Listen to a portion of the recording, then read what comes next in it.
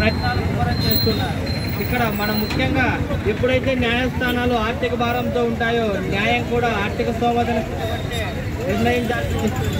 ఒక పేద అమాయకుడైన వ్యక్తి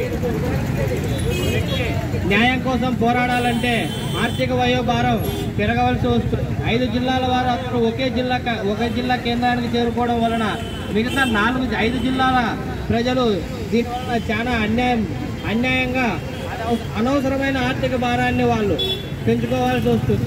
ఇక్కడున్న లాయర్లం కావచ్చు, అక్కడున్న లాయర్లం కావచ్చు, అలాగే పోలీసు వారికి కూడా ఇక్కడున్న ముద్దాయిని అక్కడికి తీసుకువెళ్ళడానికి కానీ అక్కడ రిపోర్ట్ చేయించడానికి కానీ అనేక విధాలమైన న్యాయ చట్టపరమైన సమస్యలు 2 డిపార్ట్మెంట్ వారికి ఉంటాయి. ఇందు మూలంగా మేము విజ్ఞప్తి చేస్తున్నది ఏమంటే కూటమి ప్రభుత్వం చేసిన ఈ జీవోని ఒక్కసారి పరిశీలించి యథాస్థితంగా ఎక్కడున్న కోర్టులని అక్కడనే నిర్వహించుకోవాల్సిందిగా మాకు అవకాశం ఇవ్వాల్సిందిగా కోరుతున్నాం.